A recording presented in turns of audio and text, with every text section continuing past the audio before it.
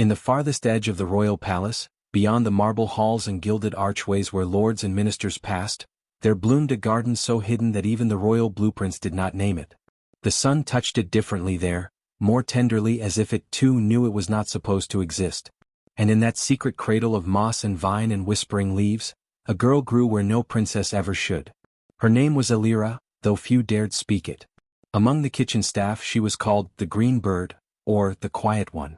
The gardeners who had raised her since she was swaddled in silk and sorrow, called her simply Child, or when drunk on cider, the Shadow's Bloom. But they all knew the truth, even if they said it only behind locked doors and with eyes scanning every corner of the night. She was the king's daughter. No ceremony had welcomed her. No banner had flown. No nursemaids had sung lullabies in golden cradles. She had been born on a stormy autumn night, her mother, Leone, a lady-in-waiting of great beauty and sharper wit, dying before she could hold the child to her chest. Elira had entered the world with silence on her lips and absence at her side. The king, informed of the birth and the death that followed it, turned his face away and said nothing. His grief, it was whispered, was locked behind the same doors that kept the child out. He acknowledged no daughter. Instead, he held up his legitimate heir, Prince Corin, to the world. A boy born of the queen, bright-haired and bold from the beginning, who walked the marble halls like a golden-limbed godling. The court cheered him. Nobles bent knees to him before he could speak. Portraits of Corin hung in nearly every corridor, astride ponies at feasts, beside his father on hunting trips. The people loved him, or at least said they did. They had no reason not to. Elira had no portraits. She had no name in the records. She lived behind hedges and ivy-covered walls, moving through her days without ceremony. She slept in a loft above the gardener's quarters, on a cot that creaked like an old song. Her window opened to a stretch of wild lavender and humming grass, and some mornings she would lie very still just to listen to the sound of wings fluttering past her windowsill. Birds were her earliest companions. They didn't need titles. By the time she was 10, she had learned to read by stealing discarded lesson papers from the trash fires near the tutor's wing. By 12, she could recite royal lineage charts better than many of the lesser dukes. And by 14 she had mastered the art of being invisible, slipping through corridors, hiding behind tapestries, pausing in her breath to avoid detection. The palace was her cage, yes, but also her classroom. She had seen her father only once up close. She had been small then, no older than 6, crouched behind a pillar near the Rose Hall, where he passed during his morning inspection of the grounds. His boots were polished, his crown heavy with rubies, his eyes as sharp as the falcons he kept. He had paused, briefly, as if sensing something nearby. Elira remembered holding her breath so hard it hurt. Then he had moved on, never turning his head. She watched him disappear like a dream does, fading, not breaking. He had spoken her name once too, though he hadn't known it. "Elira?" he'd murmured in a council room, flipping through the list of court expenses, frowning at a line that seemed strange. "Who is that?" "No one, sire," the steward had replied quickly, slipping the parchment away. "A miswritten label. It's been corrected." And so, the king forgot again. But Elira remembered. She remembered everything. The sound of his voice, cold and distant. The shape of his hands, gripping the carved arms of the throne. The way everyone looked at him, not with love but with fear shaped like loyalty. The gardeners, old Marek with his twisted knee, shy Kalin who sang lullabies to the seedlings, and blunt-tongued Bera who once fought off a raccoon with a rake, they were her family. They taught her how to trim vines, how to read cloud patterns, how to understand the moods of plants. The seamstresses offered her scraps of cloth, teaching her to mend her own shoes and stitch hidden pockets into her dresses. Between them all, she was never starved of affection, but affection wrapped in whispers. "You must never speak of it," Bera told her once while they tended the lavender bed. "Never say you're his. It will do you no good. You're safer here. With the weeds." Elira had nodded, but a part of her, small, defiant, had not fully agreed. It wasn't that she wanted the throne. The idea of sitting in a stiff chair while men bickered around her seemed a strange sort of punishment. But she wanted to be known. To be real. To not live only in the cracks of a palace built by her own blood. She grew like the ivy did, slow, persistent, unnoticed until too large to rip out. She watched Prince Corin from a distance. He was all she was not, loud, admired, reckless. He rode stallions through the orchards and threw balls that lasted for days. She once saw him slap a servant and laugh. Another time, she watched him break a stained-glass window with a sword, simply because he didn't like the saint's expression. His followers adored him. They called him the Flame. But Elira thought he looked more like smoke, pretty from far away choking up close. She dreamed sometimes of her mother. Not in form but in feeling. A presence that hovered at the edge of waking, a perfume clinging to the air in a sunbeam. Once in the archives she found a painting dated 20 years past. It depicted a woman at the edge of a courtly scene, her face turned just enough to be missed by most. But Elira saw it and knew. Her fingers had trembled as she traced the outline. And then she had placed the page back and returned to her silence. The years passed. The palace changed little. The king grew older, more withdrawn. Corin became more cruel, though always behind the mask of charm. Elira stayed in the garden, tending roses and wild garlic, her body stronger than it looked. Her mind sharper than they'd guess. She learned to read people the way she read the weather, by subtle shifts, by what was not said. She overheard ministers speaking of unrest in the outer provinces. Whispers of old magic stirring. There were rumors of the throne being more than just stone and gold, that it had been forged in a time when blood still had weight, when kings were chosen by more than birth. One evening, while cleaning the tool shed, she found an old book stuffed behind a false panel. Its pages were brittle but the ink still legible. It spoke of the throne of binding, how it was said to accept only the rightful soul, and reject those who were not truly of the land's heart. She read it twice, then a third time. And she thought, what if the throne does remember? What if it knows something even my father does not? She returned to her garden, watering the violets. But something inside her had shifted. Not anger. Not yet. But a certainty like roots digging deeper, stretching beneath stone. And in the palace, far above, in a room she had never entered, the king signed a parchment declaring the date of Corin's coronation. Elira did not know it yet. But the throne was waiting. Prince Corin had never waited for anything in his life. From the moment of his birth, the court had bent its will to his cries. Before he could speak, he had servants devoted to his comfort. Before he could walk, he had tutors poised to praise him. The king paraded him before nobles and priests alike, a symbol of strength, a promise of continuity. The boy with golden curls and eyes like sharpened copper was to be the future, and all were instructed to treat him as such. The kingdom of Thalenwald had long relied on the sanctity of bloodlines. It was not a realm conquered by armies, but one ruled by old compacts, spiritual, magical, and fiercely ancestral. The throne itself, known as the Throne of Binding, was more than a chair. Carved from stone said to have fallen from the sky, it was etched with sigils and veins of ironwood that pulsed faintly in moonlight.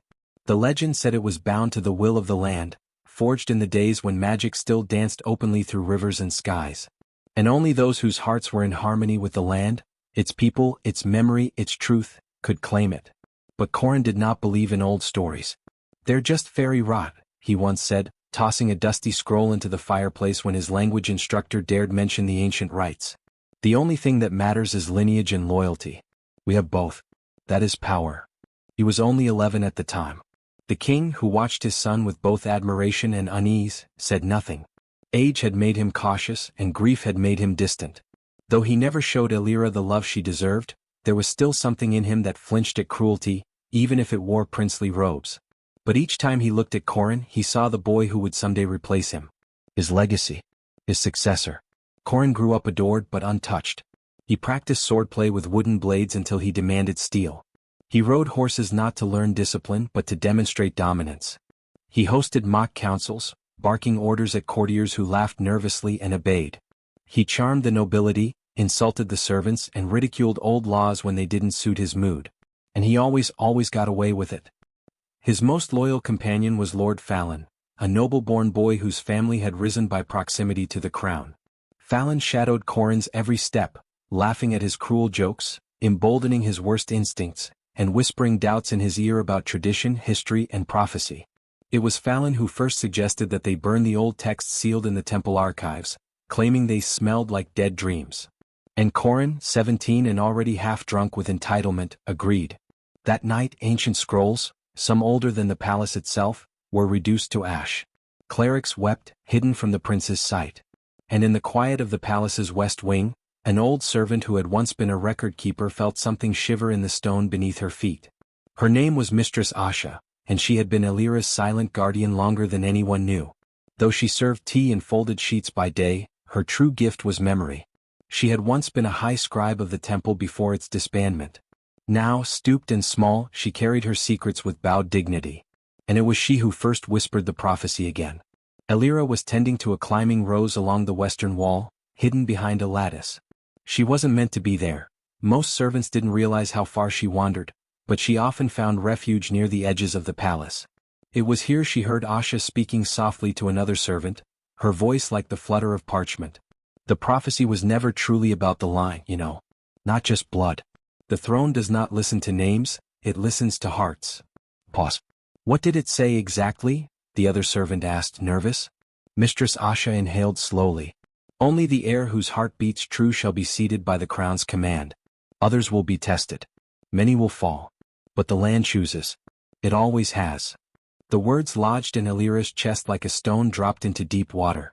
She held her breath, afraid even the sound of her exhale might shatter the moment. When the servants walked away, she crept from the lattice, heart pounding harder than it had in years. She had heard of the throne's magic, of course, faintly like rumors carried by smoke. But no one spoke of it aloud anymore. The prince had declared such tales forbidden, relics of peasant superstition. Still, Elira had always felt something ancient pulse through the palace floors, a rhythm in the stone. She had thought it was loneliness. Now she wondered if it was the heartbeat of the land itself. That night, Elira sat by her window and whispered the prophecy to herself, tasting each word like warm honey. Only the heir whose heart beats true. What did it mean for a heart to beat true? Did it mean being brave? God. Loyal? Or was it something deeper, something you couldn't teach or fake or earn? She didn't know. But she felt, quietly and without reason, that the throne would know. Corin, meanwhile, began demanding ever more grand gestures of loyalty from the kingdom. He ordered statues built in his honor, replacing older monuments. He changed laws that protected commoners from certain taxes. He decreed that the first day of spring be. It began with whispers, faint doubts echoing through the marble halls of Thalenwald's palace. The prince was not yet crowned, but his power had already taken root like an invasive weed. Wherever Corin stepped, shadows curled behind him, and wherever he spoke, silence followed, not out of respect but fear. He had always been bold, even reckless, but now that boldness turned sharp. Corin, buoyed by unchecked praise and surrounded by sycophants, began to test the edges of his influence. First came the new taxes, pressed upon distant villages under the guise of royal modernization. Then came the restrictions, subtle and cruel, commoners forbidden from speaking ill of the crown, new military drills imposed on border provinces, and inquiries into families who had once backed the older traditions. Each decision was justified by Corin's favorite phrase, for the future of Thalenwald. But the worst came when he sentenced Sir Revan to death. Sir Revan had been beloved by the people, a knight of integrity, known for his bravery during the River Rebellion and his quiet defense of village borders from banditry. He was a folk hero as much as a warrior, walking among peasants and lords with equal dignity. His presence reminded the people of what nobility once meant: courage, humility, justice. He was also, unfortunately, outspoken. When Corin ordered a tax increase in the southern farms, Sir Revan had raised a formal objection in court, citing the strain it would cause during the lean season. Corin, already impatient, had smiled tightly and waved the knight off. But Revan had spoken again, this time in a public square. "The kingdom is not a forge for one man's ego," he said to a gathered crowd. "It is a garden that must be tended with care, not scorched with arrogance." The words spread like wildfire. When they reached Corin, he laughed, but there was no mirth in the sound. That night he summoned his private guards. 3 days later, Sir Revan was executed at dawn. Official reports claimed treason, that he had plotted rebellion. But the people knew better. The knight's final words were never recorded, but some say he merely looked toward the castle and bowed his head, as if bidding the kingdom farewell. After that, the streets were no longer filled with music. Murals of Revan were painted in secret and scrubbed away just as quickly. Markets grew quiet. Merchants lowered their eyes. And in the silence, fear took root. Then Corin did something no prince of Thalenwald had dared in 3 generations. He ordered a raid on the province of Invale. Invale was peaceful, a crescent-shaped land along the eastern rivers, known for its artists, windmills, and open-air schools. Though technically a vassal of Thalenwald, they had been granted a sacred agreement of semi-autonomy after a long-ago peace accord. Corin, citing defensive posturing, sent his men to Invale under the pretext of collecting overdue trade levies. What followed was not diplomacy but plunder. The people of Invale, unarmed and unprepared, watched in horror as soldiers stormed granaries, took silks and gold, and burned down a dozen homes that refused to yield. Corin claimed it was necessary restructuring. The king, old and fading in influence, simply stared blankly when the ministers protested. But others noticed. In the ancient throne room, the stone seat, massive, veined with ironwood and moonrock, began to hum. A low, subtle tremor pulsed through its legs, echoing faintly beneath the marble. At first only the court mages noticed. Then the guards. And then the king himself. "The throne stirs," one whispered. "It remembers," another answered. But Corin laughed at such superstition. "Let it hum," he sneered. "It's nothing but stone and story." Elira, meanwhile, continued to walk the quiet margins of palace life. While power frayed and darkness crept across the court, she moved like a breeze, unnoticed, unjudged, unseen. Each morning she rose before the sun and walked the dew-soaked gardens, feeding the blue and gray birds that nested near the orchard wall. She carried crumbs in her apron pocket and sang softly under her breath, songs her mother had once whispered. She kept her distance from Corin. He had scarcely acknowledged her since childhood, and though they were blood, the space between them was a chasm neither seemed willing to bridge. But Elira listened. She watched. She remembered. She spent hours in the palace archives, not officially permitted but never confronted. Many assumed her a servant, perhaps a lowly scribe's daughter. She wore plain dresses, did not raise her voice, and moved with a stillness that drew neither praise nor scrutiny. She found solace among the old scrolls and forgotten maps, tracing the lines of the kingdom's rise and fall. She found a book once, hidden behind a row of crumbling volumes, titled Rights of the Throne-Bound. It was frayed and half-burned, clearly salvaged from some attempt to erase it. The ink had faded in places but she could still read the passages. "The throne binds not by name nor force, but by the harmony of heart and land. It shall burn the false and awaken the true. The heir is not declared by man but drawn by the will." She read the words again and again, memorizing them until they lived in her breath. At night, she crept into the upper halls of the royal library, where lessons for the noble court were still held in small gatherings. She never entered the room, only crouched behind the tall columns and thick draperies near the doors. There she listened. She heard ministers discuss the kingdom's growing unrest. She listened as instructors taught royal history, economic theory, diplomacy. She learned how to read trade ledgers, how to recognize noble crests, how to follow the laws of interregional alliances. Quietly, with patience and hunger, she absorbed knowledge like water. Sometimes the instructors spoke of the throne's founding. They did not linger on the magic. They framed it in political allegory, claiming the ancient rites were metaphors for balance and wisdom. But Elira had seen the truth flicker in the corners of their eyes. They knew it was real. They just feared speaking it too loudly. Once, a visiting scholar mentioned the throne trials, a ritual abandoned over a century ago. The trial required the heir to walk barefoot through the temple hollow, a sacred glade beneath the mountain, and listen for the land's whisper. If the land accepted them, the path would light with soft flame. If not, the ground would remain cold, and the heir would be cursed to never sit comfortably, their reign forever troubled. Corin had abolished the trial before he was even of age. Elira had never seen the temple hollow, but she dreamed of it now. In her mind, it was a place of silence and song, where the wind spoke truths no man could command. She didn't know if the prophecy's test would ever return, but she began to wonder, what would the land say if asked today? Every time Corin punished a dissenter, every time a child cried out as soldiers marched through their town, every time the sun set over ash instead of fields, she felt the throne pulse deeper. One day she was tending to her birds when a shadow fell across the courtyard. "Still playing with crumbs, half-sister?" Corin's voice cut like frost. Elira turned slowly. "Not playing. Feeding." He stepped closer. His crimson cloak dragged across the stone like spilled wine. "I should have had you shipped off long ago," he said. "You've no place here. No name. No worth." Elira didn't flinch. "Names mean little to the birds." Corin studied her. His eyes flickered with something unreadable. Then he scoffed. "Be grateful I'm merciful," he said. "You'll be safe so long as you remember your place." She bowed slightly. "And you, brother, should remember yours." He stared a moment longer. Then, without another word, he turned and vanished into the corridor. That night the throne groaned. The king, sitting alone in the hall, heard it echo through the pillars. His hand trembled as he reached for the cane by his side. "The land, it is angry," he whispered. But no one came. And far from the court's inner chambers, Elira sat at her window, staring at the moonlight etched across her floor. She didn't cry. She didn't speak. She only listened. And in the stillness she heard it again. Only the air whose heart beats true. She touched her chest, and felt her heart, steady and soft, answer. The sun rose blood-red on the day of the coronation, casting long sharp shadows through the columns of the royal temple. The morning air was heavy as if the land itself was holding its breath. Though no trumpet had yet sounded and no procession had begun, the palace was already swollen with tension. Servants moved like ghosts. Guards stood twice as stiff. Even the doves in the garden had grown silent. Word had spread quickly.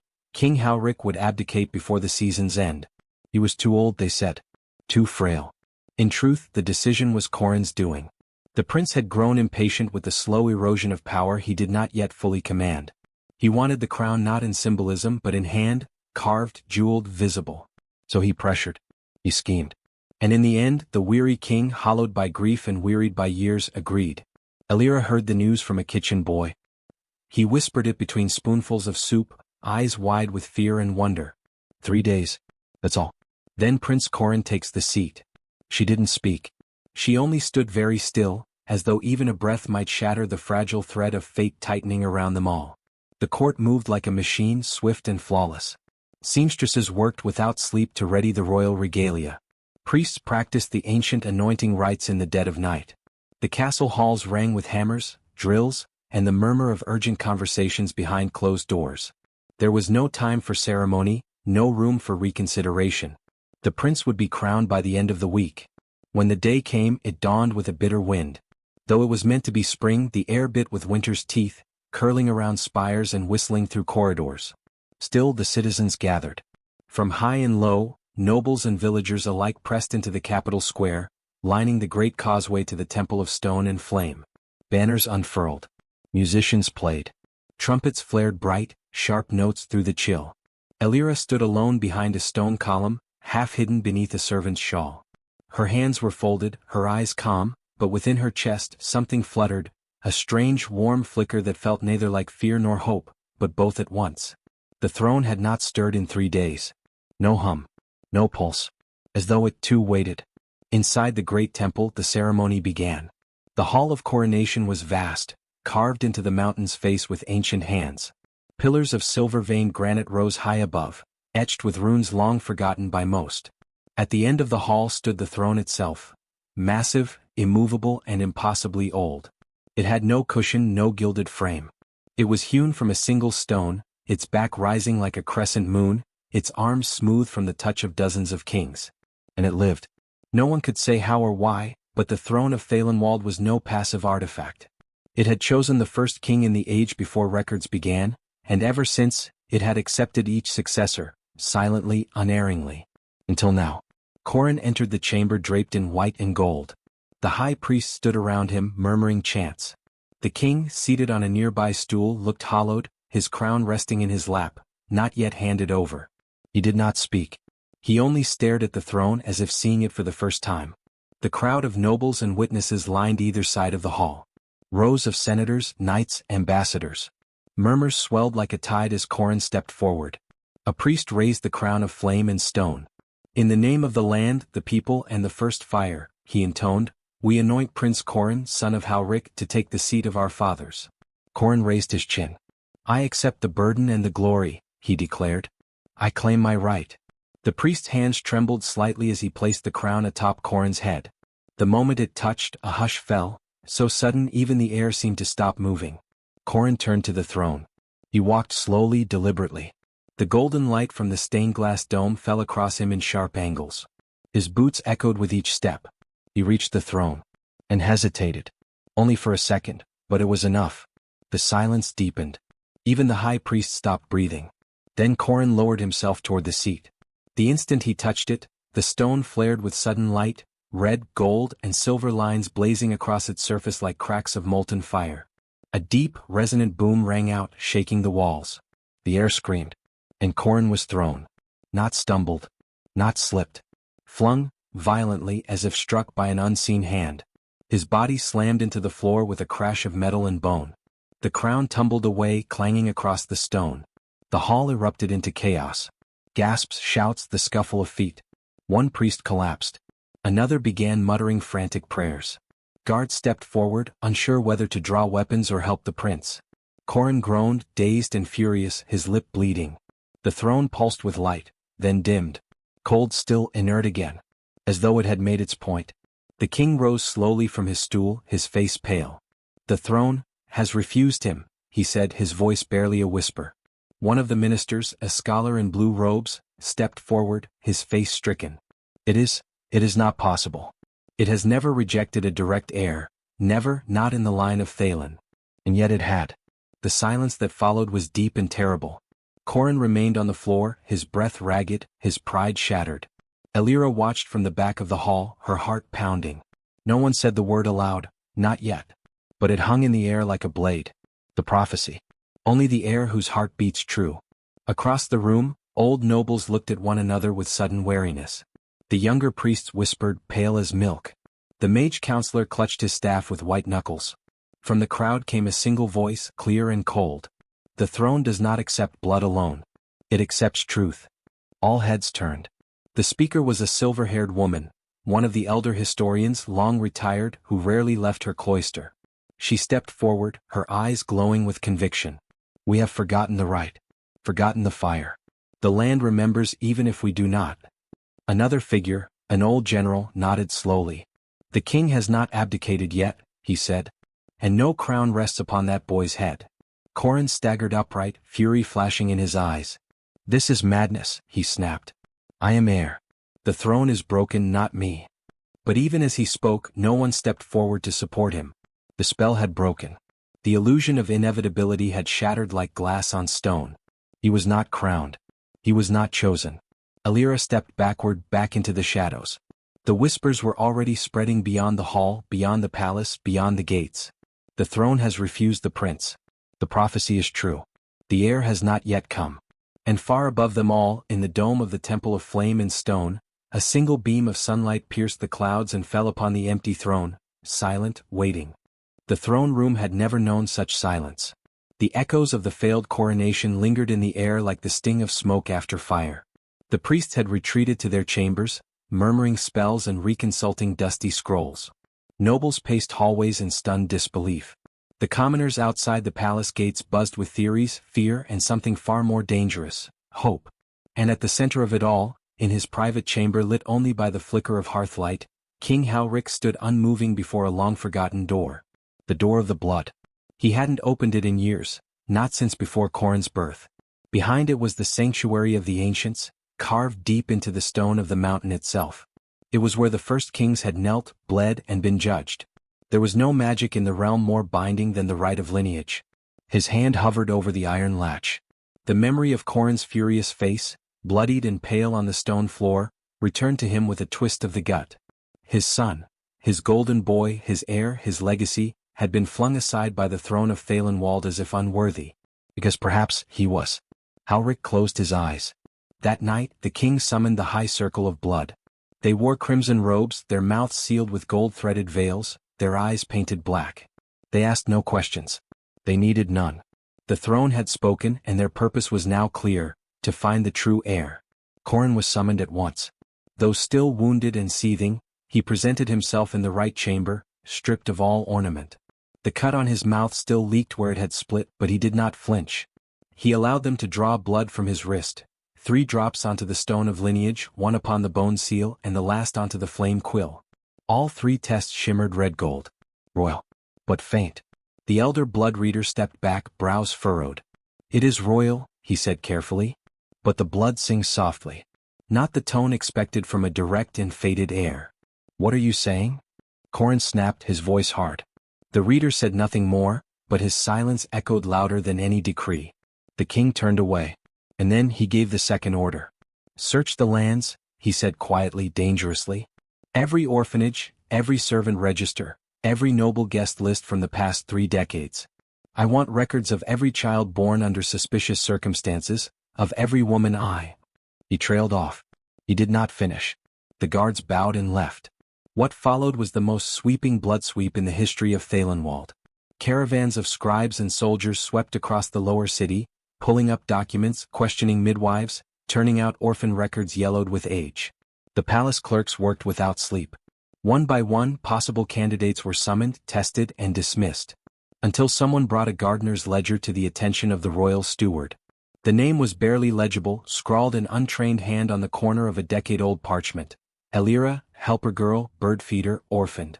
She had been taken in by the castle groundskeeper out of pity and remained ever since, tending the palace gardens with quiet diligence. She's no more than 20, the steward said. No one's sure of her age, the scribe replied. No birth papers. But she's been here nearly as long as Prince Corin. The steward paused. Elira, he murmured. I've seen her. Slips through the halls like a cat. Always watching. Within the hour, a dozen guards surrounded the eastern gardens. Elira was kneeling in the thyme beds, speaking softly to a gold-breasted bird perched on the branch beside her. Her hands were dirty. Her tunic torn. She looked up, startled, not afraid, when the armored men advanced. What did I do? She asked, voice even. You were born, one guard replied grimly. And now you'll answer for it. They dragged her through the palace like a criminal. The servants stopped to stare. Some gasped. One young maid dropped a tray of figs and did not pick it up. Elira kept her head high, though her arms were bruising under the grip of the guards. Dust clung to her feet. The birds did not follow her. The court was assembled hastily. Nobles crowded the chamber, filling it with murmurs and silk rustles. Corin stood by his father's side, arms crossed, eyes smoldering. The king's face was unreadable. Elira was brought before them. State your name, the blood reader said. Elira, she said simply. I have no other. Do you claim royal blood? I claim nothing. You dragged me here. Some of the lords chuckled nervously. Others flinched at her audacity. But the blood reader nodded. He gestured to the table before her. On it were the 3 sacred relics, the stone of lineage, the bone seal, the flame quill. Ancient instruments of truth. This will not hurt, he said. Elira extended her hand without hesitation. A small blade nicked her palm. 3 drops of blood fell one by one, stone, bone, flame. The chamber held its breath. The stone of lineage blazed white gold, brighter than it had in centuries. The bone seal cracked audibly, releasing a single note like the toll of a temple bell. And the flame quill burst into living fire, curling into the shape of a lily before turning to ash. Gasps erupted from every corner. Corin took a step forward, face ashen. No, he breathed. No, that doesn't mean. But the blood reader raised both hands. It means everything, he said. The blood sings in her louder than in you. And not faintly. She is not merely of royal descent. She is of chosen lineage. Crowned by birthright. You, he said turning to Elira, are a true child of Halric. The king did not speak for a long time. Then very softly he asked, Who was your mother? I don't know, Elira said. I was raised by the groundskeeper. She died before I could remember her face. But she left me a ribbon. Blue with a single pearl sewn into the seam. They say palace women once wore such things. King Halric's eyes closed. I remember her, he said, voice low. A healer's daughter. Gentle. She laughed like wind chimes. I never knew she carried a child. Corin's voice rose, thick with desperation. You said I was your heir. You raised me for it. This girl grew up with dirt under her nails and weeds in her hair. She's not a queen. But no one answered him. The throne had already spoken. And now so had the blood. The king looked at Elira. Not as a stranger. Not as a servant. As a daughter. You were here, he said quietly. All this time. And I never saw. Elira looked back at him with something unreadable in her gaze. I saw you, she said. Every day. But I didn't need to be seen to belong. The priests began to murmur blessings. The nobles dropped into uneasy bows. Only Corin stood unmoving, jaw clenched, hands shaking. The blood reader stepped back from the table, his voice ceremonial now. By right and flame, by blood and breath, the heir has been revealed. And across the city, as if summoned by the truth, the throne of Thalenwald hummed again. Not loud. Not violent. Just enough for every soul in the palace to feel it resonate deep in their bones. It was ready. And it was waiting, for her. The wind howled down from the peaks as if the mountains themselves were watching, waiting. The temple of heart and flame stood carved into the rock, older than the kingdom itself. Its great doors of black and bronze groaned open only for those who bore royal blood. Few had walked its halls. Fewer still had emerged unchanged. At dawn, Elira stood before those doors. She wore no crown, no jewels, not even shoes. Only a plain robe bound at the waist with braided thread, her locket tucked against her skin. The priest stood behind her in a silent semicircle. The people of the kingdom watched from terraces carved into the cliffs, silent. The king was absent. Corinto. One priest stepped forward. His voice echoed through the high air. Elira of royal blood. By ancient law, the throne remains closed until the trial of heart and flame has been answered. Will you enter freely? I will, she said. The doors creaked open at her words, exhaling a gust of heat and ash-scented wind. She stepped inside. The temple swallowed her in shadow and flame. No one followed. The trial was hers alone. Inside, the temple was alive with flickering torches set in iron sconces, each flame casting long shadows that danced on the walls. But there was no warmth in the fire, only clarity, the kind that stripped away masks and illusions. The air thrummed with magic older than the throne, older than any king. She moved slowly, bare feet silent on the stone floor, the locket around her neck warm now, as if it too remembered this place. Then the flames shifted. The first vision came with a whisper. Elira. She turned and saw her mother, or the image of her, standing just behind a curtain of fire. Her hair was long, unbound, her eyes kind but sad. She reached out a hand. You were never meant for this path, the image said. You were meant for the soil, for quiet things. Leave this trial. Walk back through the doors. Be safe. Elira took a step forward, her heart aching. The mother she barely remembered, the scent of her hands, the lullaby in the dark. But she stopped. You are not her, she whispered. You are my grief.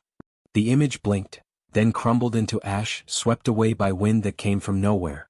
The flames opened the path again. She walked deeper. In the next chamber the light dimmed.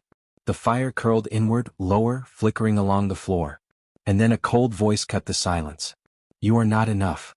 It was her father's voice, not as he sounded but as he had felt to her, sharp, heavy, dismissive. He appeared from the fire like smoke made solid, his crown bright and terrible on his head. You are a mistake, he said. A weed in a royal garden. I cast you aside once. I will do it again. She flinched. This pain was deeper. She had told herself it didn't matter. That her father's rejection had only proved what she already knew, that power did not make someone worthy. But now, in the presence of his shadow, she felt small again. But she did not kneel. You did not know me, she said, so you feared me? But I am not your fear. She walked straight into the fire. His image screamed, and vanished. The heat burned hotter now. The final chamber lay ahead. The path narrowed, and the flames rose taller, pressing close to her skin, whispering in voices not her own. You will fail. You will burn. You are alone. She reached the center of the chamber, a wide circle where the fire burned in a ring. No exit. No doorway forward. Only her and the fire. This was the final trial. The trial of flame was never about strength. It was about truth. The circle of fire surged upward, towering, hungry. In the center was nothing but stone. Elira stepped into the circle. Pain seared her skin, but not the pain of burning. It was the pain of memory, of rejection, of loneliness. Her hands trembled. The locket at her chest felt like a brand. She could not breathe. And then she remembered the prophecy. Only the heir whose heart beats true shall be seated by the crown's command. She pressed a hand to her chest. Her heart beat. Not proud. Not unafraid. But true. I don't want the throne, she whispered into the roar. I only want to serve what is just. What is kind. What is real. The fire screamed around her. I am not here to prove I am worthy. I am here because I am already true. The fire responded. It did not roar louder, it softened. The flames leaned back as if bowing. And then they parted, forming a clear path forward through the center of the ring. She stood in the heart of the trial, unburned. And free. Behind her the fire bent low. Ahead, light poured down from an opening in the ceiling, sunlight. The sky beyond was soft and gold, like morning after a storm. She stepped into it, blinking whole. The crowd outside waited in silence. When the temple doors opened, they did not cheer. They did not gasp. They knelt. One by one, from the priests to the nobles to the children on the stairs, they lowered themselves to the ground. The throne had not yet spoken again. But the temple had. Elira stood in the doorway, backlit by firelight and morning sun, not as a claimant, but as the truth. The great hall had never been so quiet. The murmuring courtiers, the clink of armor, the scraping of leather boots on polished stone, all of it had ceased as Elira stepped into the light. The towering doors behind her shut with a deep, reverberating thud that echoed through the marble chamber like a closing chapter. Sunlight poured through the stained glass above the dais, casting fractured colors across the ancient throne. No one moved. No one breathed. Elira walked forward. Each step she took rang out against the polished floor, crisp and steady, as though the silence itself made space for her to pass. Her hair, tangled from nights spent in hiding and windswept from the journey back, was lit with gold in the sun's glow. Her face, once overlooked, once questioned, once struck, was calm. The guards lining the perimeter stood motionless. Even they, hardened and unmoved by spectacle, could feel it. Something was shifting. She ascended the steps toward the throne. Her bare hand brushed the edge of the carved stone, and the hall seemed to exhale. A soft hum filled the space. It came not from the musicians, who had dropped their instruments in astonishment, nor from the nobles frozen in their poses of disdain and disbelief. It came from the throne itself. Slowly, impossibly, the ancient seat of kings, etched with the emblems of ages, worn smooth by centuries of power, began to glow. Faint at first like the soft pulse of a heartbeat. Then brighter, stronger, warmer. Gasps rippled through the room. The stone began to shift. The rigid, unyielding form softened, realigned, its edges warping like clay made warm by the sun. It folded itself subtly around her as she sat, not with fanfare but with the dignity of someone finally arriving home. The throne formed to her back, her arms, her shoulders. It knew her. The silence broke, not with whispers or questions, but with the thunderous rustle of fabric and armor as the court dropped to their knees. Nobles who had once mocked her, advisers who had denied her, lords who had claimed she was a mistake, all of them bowed so low their foreheads brushed the marble floor. Even the guards knelt, heads bowed, eyes lowered. Then the king moved. He had been standing just beneath the dais, silent as a statue, his face pale. He stepped forward and collapsed. Not in exhaustion or faintness but on purpose, deliberately, completely. His knees struck the stone hard, his hands trembling. He looked up at her, the girl he had dismissed, the girl he had failed, the girl who had returned in silence and power and was no longer a girl at all. Tears spilled freely from his eyes. He didn't try to hide them. The once proud ruler, garbed in layers of velvet and fur, wept like a child, broken open by the truth that had come to sit where only the rightful one could. The sobs racked his body. "Forgive me," he whispered, though it was drowned beneath the sounds of others beginning to weep as well. "I did not see you. I did not know." Elira sat still for a long moment, her eyes scanning the hall. She didn't search for recognition in their faces or apologies or fear. She wasn't looking for those who had once thrown stones in the village square, or who had turned their backs when her name was stripped from her. What she looked for, what she noticed, was the absence. Korn was not there. His place just beside the royal advisors was empty. His cloak, once embroidered with the sigils of 3 provinces, was gone. No guards escorted him. No whispers passed among the nobles about his fate. He had fled. Or vanished. Or been taken. Elira felt neither satisfaction nor sorrow. Only completion. She rose and the throne remained lit behind her, still gently aglow. A beacon. A witness. "My name," she said, and her voice carried across the hall not with force but with truth, "is Elira of the line of Malen. Daughter of fire, keeper of the song, heir not to a crown but to the land itself." No one spoke. No one dared. "You called me nameless. You called me lost. You said I was born from nothing and that nothing was what I would return to. But I have walked through the ash and the storm. I have stood in the mouth of the forest where no one dares tread. I have seen the flame and it did not consume me. I carry it now. Not for revenge. Not for fear. But for balance." A breeze moved through the hall, though no windows were open. Some whispered it was the gods. Some said it was the breath of the forest itself. Others would later swear they saw her shadow flicker, not as one but as 3, each rising behind her like echoes of those who had once worn the truth on their brow and in their blood. She stepped down from the throne. And still the court remained bowed. One by one they began to murmur her name. Elira. Elira. It spread like wind over tall grass, picking up speed and depth. What had once been silent became symphony. What had once been shunned was now sacred. No longer unnamed. No longer unseen. The halls of power did not crumble but they bent.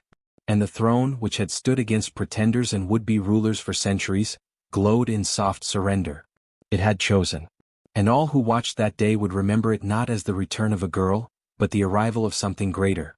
She did not raise her voice. She did not command. But when she turned to walk from the hall, the people followed. And behind her, the throne waited, not empty, not silent, but alive, ready for the age that would begin not with conquest but with truth. Send the next outline when ready, ChatGPT said. Elira's reign began not with the sharp clang of judgment, but with the soft rustle of parchment and the echo of footsteps unfamiliar to the palace's cold marble halls. No executions were announced, no sweeping purges carried out in vengeance for the years she'd been hidden, silenced, erased. Instead, there were letters, sealed by her own hand, marked not with the royal crest alone, but with a second sigil no one had seen in a generation, the spiral flame of Melen, the symbol of balance, of healing, of return. She sent these letters not to nobles or generals, but to villages left broken after wars no one remembered starting, to families torn apart by cruel laws passed in the name of order, to orphanages and guilds and forgotten way stations at the kingdom's edges. They bore an invitation: come to the palace. Be seen. Speak. Bring no tribute. Bring only truth. And they came. By the dozens at first, then hundreds. Old women with weathered hands and eyes bright with disbelief. Children who had only known the bite of hunger. Midwives and stone masons, herb gatherers and weavers, people whose names had never been spoken in the throne room before. They came not because they trusted the palace, but because something in them answered a call they hadn't realized they'd been waiting for. Elira met them all. She did not sit on the throne when they entered, did not place herself above them. Instead, she met them in the outer chambers at long wooden tables, with her sleeves rolled and her advisors listening. She asked questions no monarch had ever asked. What do you need? What was taken from you? What do you remember that we have forgotten? She listened, truly listened, and then she began. The first reforms struck at the core of the kingdom's cruelty, the binding laws that had forced sons to war and daughters to silence. Those were undone. Next came the dissolving of land taxes that had drained the provinces into starvation while the capital feasted. She created a council not of dukes and barons, but of chosen voices from every province, elected by the people they lived among. When the nobility protested, she invited them to leave. Many did. But even more stayed, some cautiously, others curiously, a few with bitter resentment simmering under forced smiles. Elira did not punish them for it. She knew the past had deep roots, and even when a tree is cut, its shadow does not vanish at once. She turned her gaze outward. The ravaged province of Elden, once a green expanse now burned by war and neglect, had been the kingdom's shame, a land left to ruin after a failed rebellion years before her birth. No ruler had dared venture there since. Elira rode in personally without banners, with only 3 advisors and 1 healer at her side. The people did not greet her kindly at first. They had no reason to.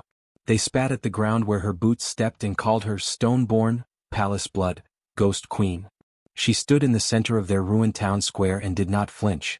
I am Elira, she said simply, and I will not speak words you haven't asked to hear. But if you want them, I will speak them in your language, under your roof, and with your elders at the table. They let her speak. She stayed in Elden for a full turning of the moon. She listened, learned their customs, shared meals in ash-stained homes, held the hands of mothers who had lost everything, and walked the fields where nothing grew. And when she left, she did not leave with tribute. She left with an agreement, a pact of healing that rekindled a bond first written in the age of her ancestors. One that promised mutual protection, land returned, and dignity restored. And they, in turn, gave her a gift, soil scorched and dry, but handed over with reverence and hope. Plant this where your palace gardens bloom, the eldest of them said. Let our dead live again through roots that will not be forgotten. Back in the capital she did. She dug the hole herself, her hands dark with soot and promise, and planted a tree whose seeds had slept for decades. It would grow slowly, the gardeners said. But it would grow. Her palace changed. The corridors that once echoed with the hollow pace of self-importance now rang with music, laughter, debate. Children ran through the garden paths. Elders told stories in the courtyards. Artists, previously starved by censorship, now painted the walls of the once sterile halls with murals of rivers, forests, and the faces of those long ignored. The guards no longer stood as barriers but walked among the people, neighbors now rather than enforcers. And Elira walked freely. She did not retreat to her chambers when her work was done. She strolled the paths she had once wandered alone, a forgotten girl trailing her fingers along ivy-covered stone, humming old lullabies into the wind. Only now she was not alone. Children pulled at her sleeves, begging her to teach them the songs. Advisors walked beside her, some old and stern, others young and bright-eyed, sharing reports not of conquest but of schoolhouses built, fields planted, disputes resolved with fairness. On a morning softened by mist and birdsong, she paused beneath a tree she had once climbed as a child, a gnarled, patient thing that had watched her hide from nurses and cry when no one came. Now its branches stretched wide, leaves dappling the light as laughter echoed from a nearby fountain. She sat on a worn stone bench, her gown damp with dew, and watched a group of boys play tag with a girl who wore a sword-shaped stick on her hip. A servant approached quietly, bowing with practiced grace. She was young, perhaps no older than Elira had been when she was cast out of these halls. "My queen," she said, voice trembling slightly. "If I may?" Elira turned to her gently, waiting.